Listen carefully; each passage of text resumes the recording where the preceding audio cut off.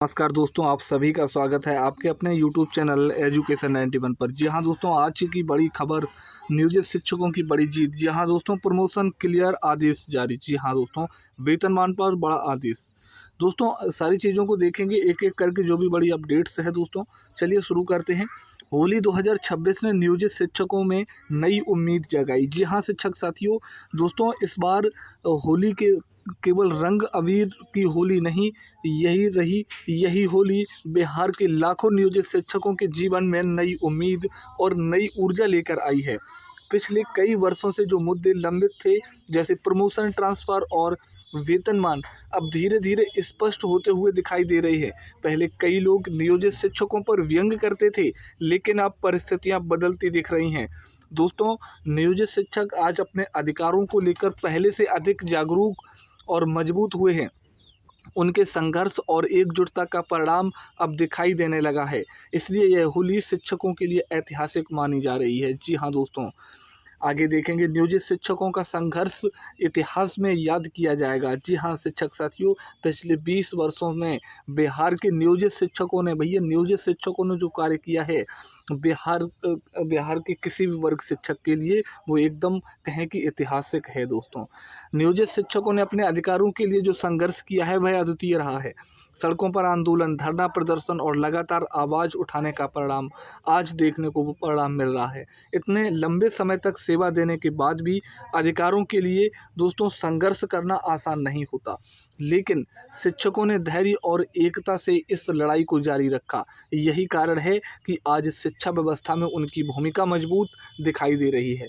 आने वाले समय में जब शिक्षकों के आंदोलन की चर्चा होगी, तो नियोजित शिक्षकों का नाम जरूर लिया जाएगा। उनका यह संघर्ष आने वाली पीढ़ियों के लिए प्रेरणा बनेगा दोस्तों, क्योंकि जो लगातार चीज़ें, जो लगातार अधिकार थे जो नहीं मिल पा रहे थे, वो शिक्षकों ने लिए हैं। प्रमोशन को लेकर फैले भ्रम अब लगभग खत्म हो चुके हैं दोस्तों। क्या है देखिएगा, कुछ समय पहले तक प्रमोशन को लेकर कई तरह की अफवाहें फैल रही थी। कई लोग कहते थे कि नियोजित शिक्षकों का प्रमोशन नहीं मिलेगा या उनकी स्थिति वही रहेगी, लेकिन अब धीरे धीरे स्थिति स्पष्ट हो रही है कि प्रमोशन की प्रक्रिया शुरू हो चुकी है। कई जिलों और प्रखंडों में इसकी तैयारी भी शुरू हो गई है।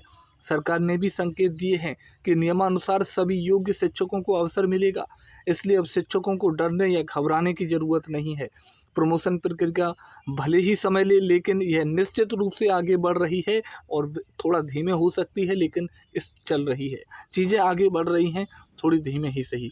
दोस्तों, सक्षमता परीक्षा का असली उद्देश्य क्या था?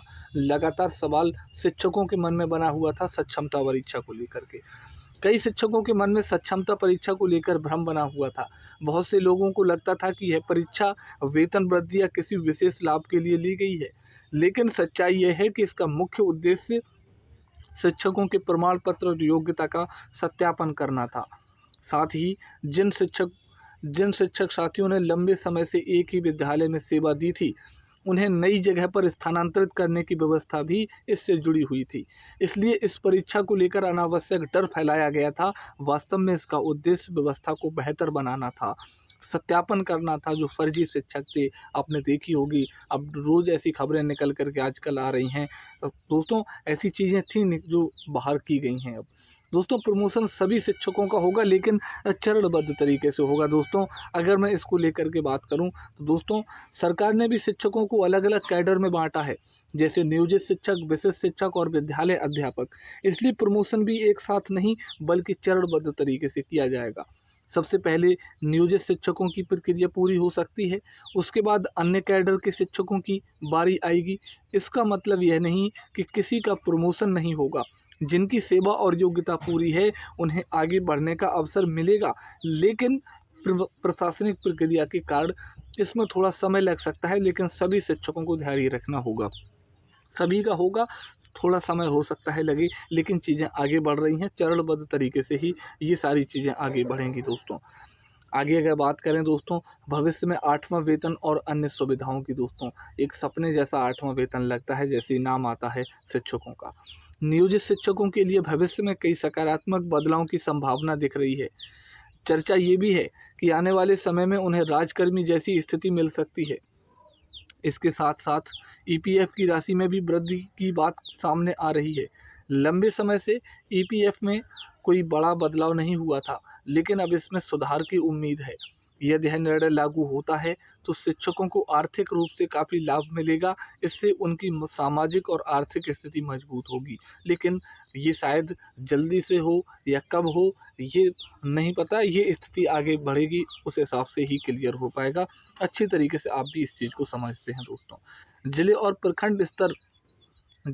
प्रखंड स्तर पर प्रमोशन प्रक्रिया शुरू दोस्तों। अब कई जिलों और प्रखंडों में प्रमोशन की प्रक्रिया धीरे धीरे शुरू हो चुकी है। पहले जहां तकनीकी और प्रशासनिक कारणों से देरी हो रही थी, अब उन समस्याओं को सुलझाने का प्रयास किया जा रहा है। शिक्षा विभाग द्वारा जारी निर्देशों के बाद कई जगहों पर दस्तावेजों की जांच और सूची तैयार करने का काम चल रहा है। इससे शिक्षकों में नई उम्मीद जगी है। पहले जहां लोग प्रमोशन को लेकर संशय में थे, अब उन्हें भरोसा होने लगा है कि आने वाले समय में यह प्रक्रिया और तेज हो सकती है। इसीलिए शिक्षक साथियों को धैर्य और विश्वास बनाए रखना चाहिए, और यही चीज़ें आगे बढ़ाएंगी, धैर्य और विश्वास ही। क्योंकि चीज़ें आगे संशय में था, अब लगभग चीज़ें क्लियर हैं और कई जिलों में प्रक्रिया आगे बढ़ भी रही है। तो अब सीधी सी बात है कि हाँ, चीज़ें होंगी, थोड़ा धीरे धीरे भले ही हो, लेकिन होंगी। विद्यालय में अलग अलग कैडर के शिक्षक साथ काम कर रहे हैं दोस्तों, एक साथ काम कर रहे हैं अलग अलग कैडर के।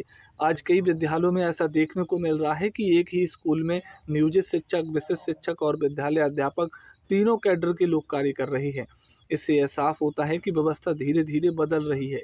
कुछ शिक्षक नई व्यवस्था में चले गए हैं, तो कुछ अभी भी नियोजित शिक्षक के रूप में कार्य कर रहे हैं। लेकिन विद्यालय में कार्य और जिम्मेदारियां लगभग समान ही हैं हर शिक्षक के लिए। इससे यह भी साबित होता है कि किसी भी शिक्षक को भूमिका कम या ज़्यादा नहीं है। सभी मिलकर शिक्षा व्यवस्था को मजबूत बनाने का काम कर रहे हैं।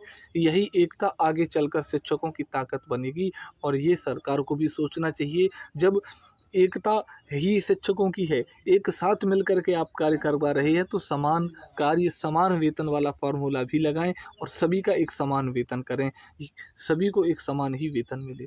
नियोजित शिक्षक कैडर की भूमिका अभी भी महत्वपूर्ण। जी हाँ दोस्तों, बहुत से लोग यह मानते हैं कि नियोजित शिक्षक कैडर समाप्त हो जाएगा तो शिक्षकों को इस सामूहिक ताकत भी कम हो सकती है, क्योंकि इस कैडर ने ही पिछले वर्षों में अधिकारों के लिए सबसे अधिक संघर्ष किया है। जब तक इस कैडर में शिक्षक सेवा में बने रहेंगे, तब तक उनकी आवाज़ और प्रभाव बना रहेगा। अभी भी कई युवा नियोजित शिक्षक हैं जिनकी सेवा 15 से 20 साल बाकी है। इसलिए यह कैडर आगे भी शिक्षा व्यवस्था में अहम भूमिका निभाएगा। उनके अनुभव और संघर्ष से आने वाली पीढ़ी के शिक्षक भी लाभान्वित होंगे। जी हाँ दोस्तों, तो दोस्तों ये थी आज की सभी बड़ी अपडेट्स। मिलते हैं नेक्स्ट वीडियो में। कोई अगर डाउट है तो कमेंट बॉक्स में ज़रूर बताएं। कमेंट में आपका इंतज़ार रहेगा। मिलते हैं अगली वीडियो में फिर अगली अपडेट के साथ में। तब तक के लिए thank you, all the best, जय हिंद दोस्तों।